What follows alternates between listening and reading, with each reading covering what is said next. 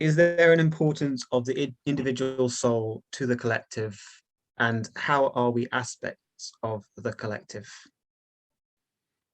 You know, it's very difficult when you try to use your logical thinking and mind to kind of imagine all these things. So as a body, but you are not a body again. You're an individual being already in a spiritual sense.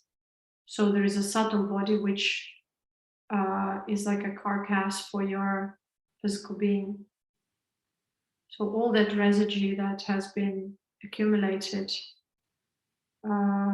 as emotional and mental and ideological substance remains in your subtle being. So this subtle being then is embodied.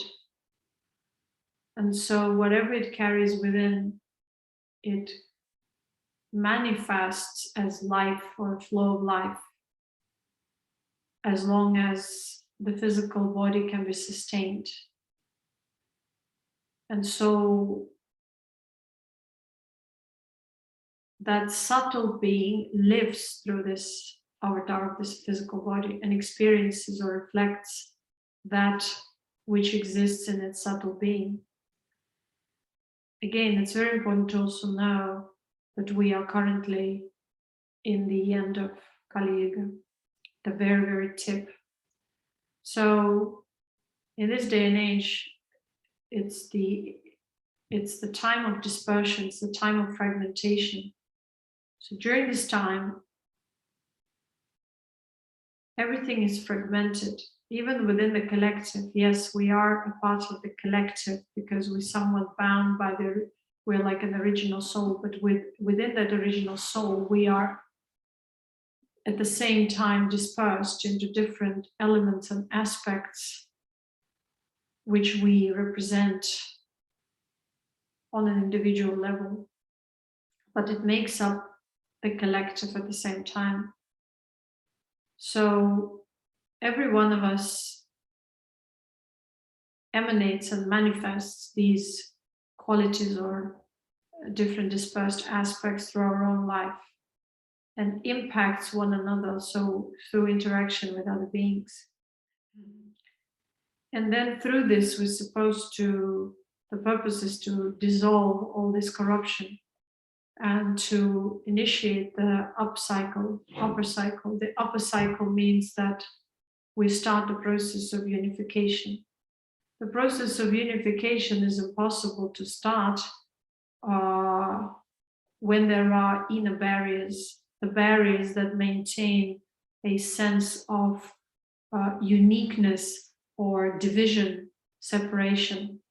So all these reasons which led us to fragmentation and separation within the collective have to be dissolved. So through this process now, which have been going on for the past 6 and something thousand, about 7,000 years, you may say, 6,000 years, yes,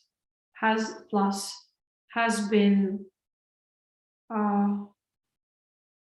manifesting our desire to unify. So we experienced a lot of clashes, a lot of purgation, so that we can recognize the impediments within our own souls, within our own being, all that corruption and falsehood that has been accumulated through the other eras during which we were more unified, so that now we can purge it all out and face it. And many people cannot refuse to face it. So it led us to the point where it's so much to the surface, to the face, that we start realizing that we're living in a mental asylum, that the majority of people, which is almost everyone, are imbalanced, mentally, emotionally disturbed. Why it's so much on the surface right now? Because it has to go. It cannot be dissolved unless it's seen and recognized and acknowledged for what it is. So we cannot bottle it up or sweep under the rug anymore. And so this is the time where everything had to come to the surface and be seen. And so we've been facing it for a while, but more so now at the very, very end. And so it reminds us, at least some of us, that the process of unification will be initiated by our own recognition of our own corruption. And this is so-called spiritual awakening. When we awaken to our inner corruption, we realize these aspects within ourselves that made us define ourselves and create some kind of an importance to our individual being without taking into account other beings at the same time. So we start recognizing that our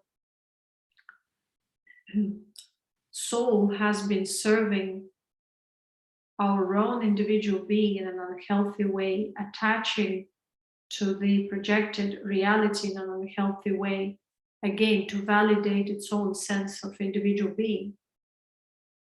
And this is what creates these invisible boundaries and keeps on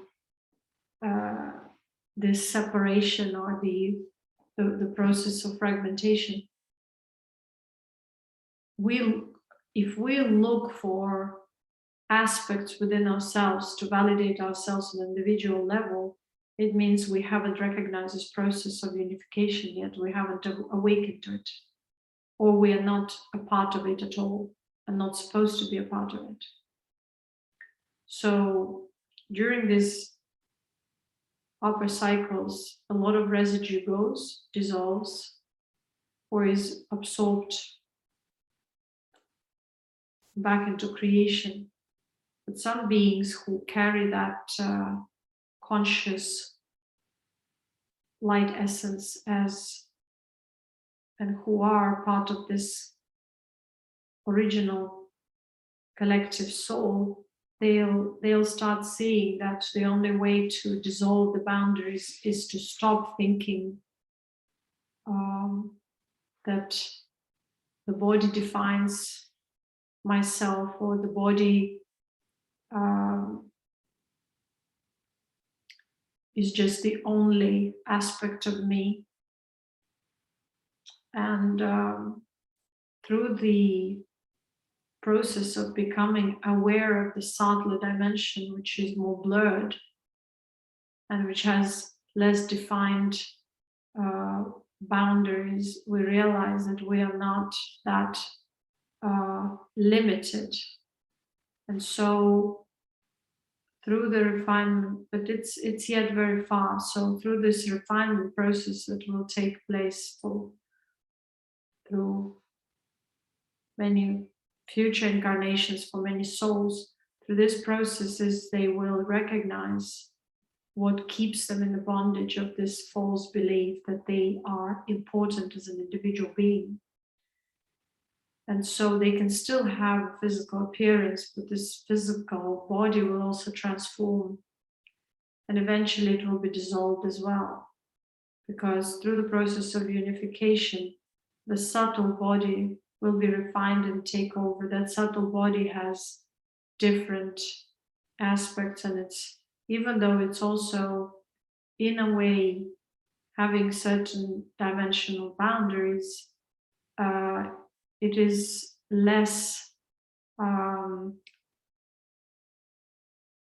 limited, or less sort of, it doesn't have the perspective of being something special on an individual level. It knows it's part of the collective intelligence because it is connected with the collective intelligence. It only chooses to remain on an individual level as some sort of a subtle spark. And so that type of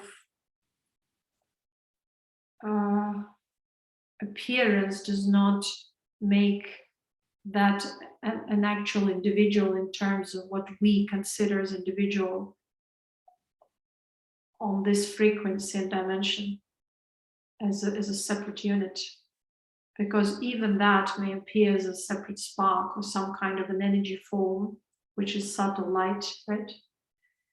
Its intelligence is connected to the collective cluster. So it's like a collective consciousness that operates through different, but still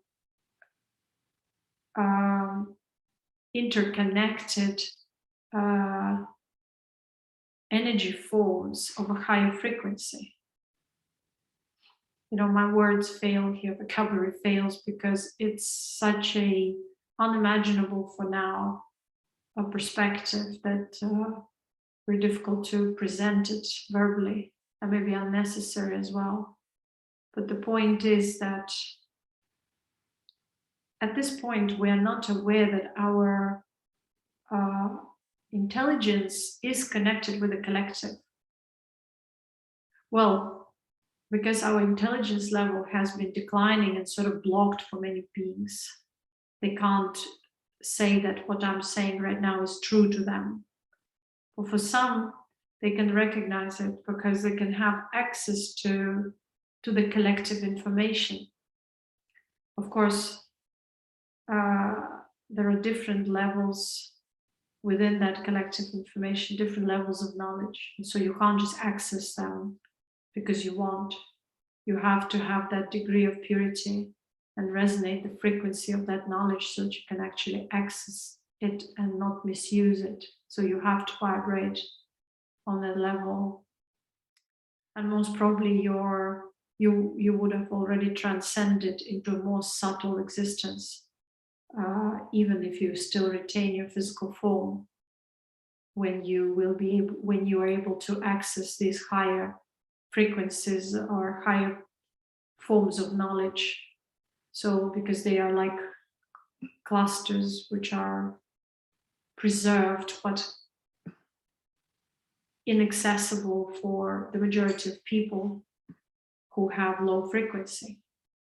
But so even now we're still connected to the collective being, but that connection is somewhat invalid for the majority because our consciousness is dispersed within the projected reality and kind of is more is kind of dispersed within the mundane. So the mundane level prevails. And so mundane level, it means that we are preoccupied with our routines, with objects that are surrounding us, with people and their emotions and their mental states. So we don't have active access to the collective unless we just sit in peace and are actually disconnected from all that mundane residue that operates around us. So we are then, you may say, detached or withdrawn within. So in that case, if we tune in, we can possibly access a degree of that collective existence. But again, for how long we can maintain that ability to receive that information is questionable, because the majority of people will be again dragged back into the mundane realm and all these routines and emotions of other people and so on and so forth. So that residue kind of man-made reality does not allow us to actually be connected to the collective, a part of which is our natural world. So we think that natural world is physical and it belongs to the man-made reality, but it doesn't. It's beyond it, because it's governed by the collective archetypes of consciousness. All these elements that are their natural elements are not known to us. We know they exist, we do know. We observe them, but we don't know the essence, like how it happens, who governs it all, how it has been created, and so on. So we're devoid of that knowledge. And we're devoid of that knowledge because we have been disconnected from the collective, and thus the natural world became sort of a mystery for us and as if separate from our current man-made reality. Man-made reality was like a sub-reality that has been created throughout the down cycle Kali Yuga. It has been a result of our corruption, degradation, or fragmentation, in other words. So it's a residue which has been created by our imbalanced emotions and thoughts and ideologies and concepts. So that's what we're living, or where we're living in now, is the result of that. That's been crystallized, and it seems to be like a valid reality, which is tangible, but again, it's only an illusion. So yes, the moment we become aware of it, gradually we start questioning everything. We start turning within and remaining more in our body so that we can realize our existence even in the body. The majority doesn't even know how the body functions, like everything happens just unconsciously. So through this natural process of being focused within and awakening to the natural being, we start becoming, you may say, more and more aware of the natural processes around us and within us. So become aware of the work of our organs, of our systems, glands, and so we start getting that knowledge first.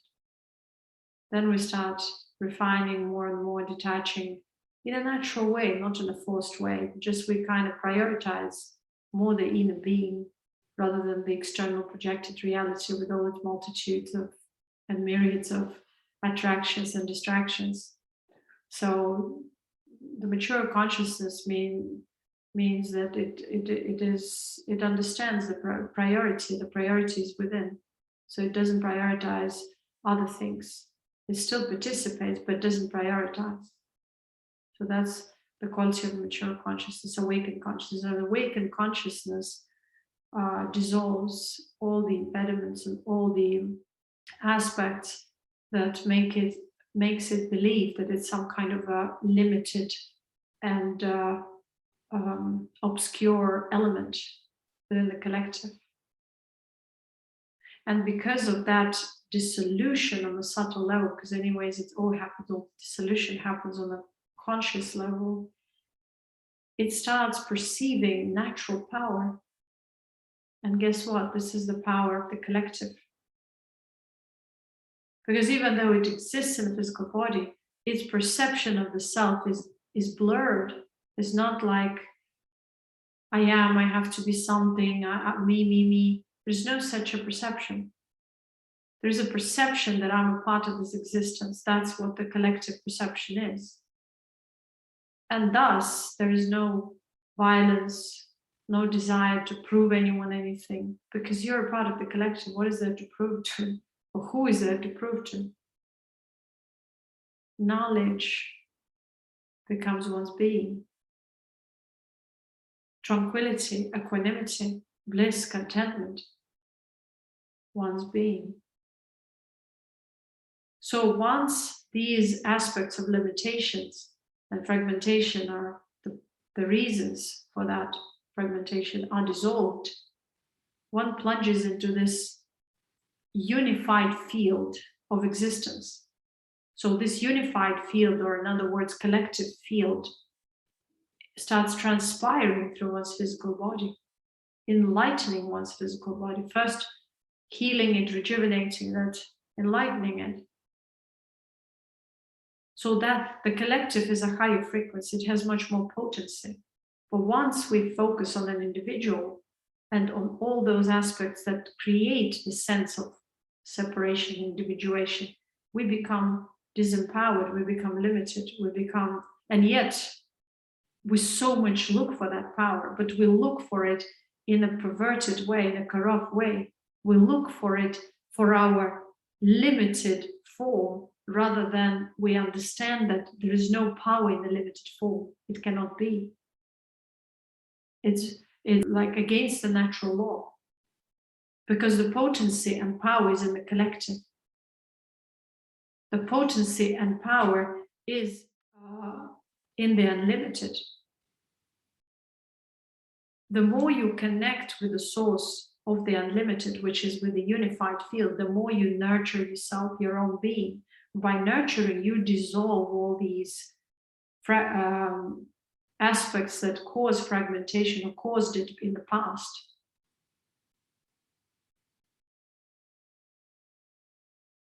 So even though you exist in the physical body, there's no perception as if you are sort of some kind of a unit or special or anything. You're just one with the existence. That's a unified field. That's the collective.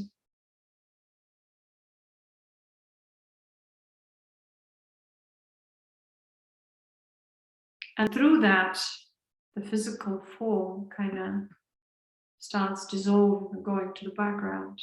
It is nurtured through this collective being, through this unified field, but it's like a vehicle. You take care of it, but you give it importance only to the degree it requires this importance.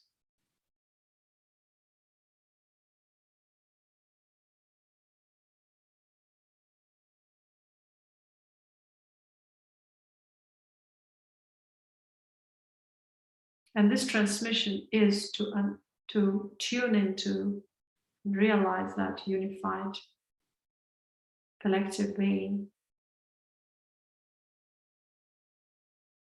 which is a higher frequency of existence and intelligence.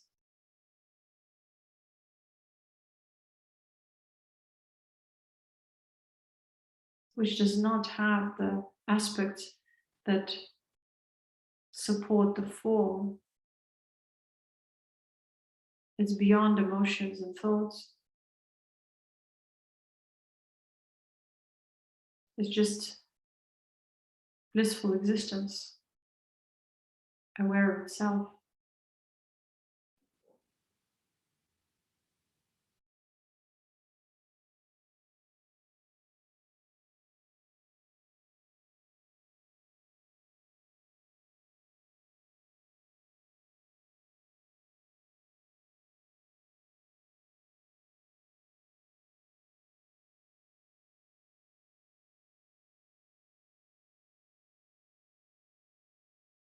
If those souls who can tune into the same frequency perceive this transmission, they'll perceive it as a unified field. They'll transcend the body at this moment, the perception of the body. They'll switch to the higher frequency mode, which dissolves all the man-made residue.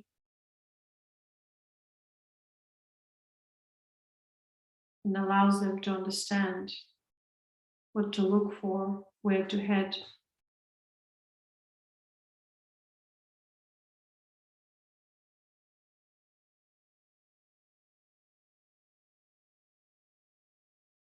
When you are in a unified field, there is no thought of I am some kind of a single being or unit or separate aspect of reality.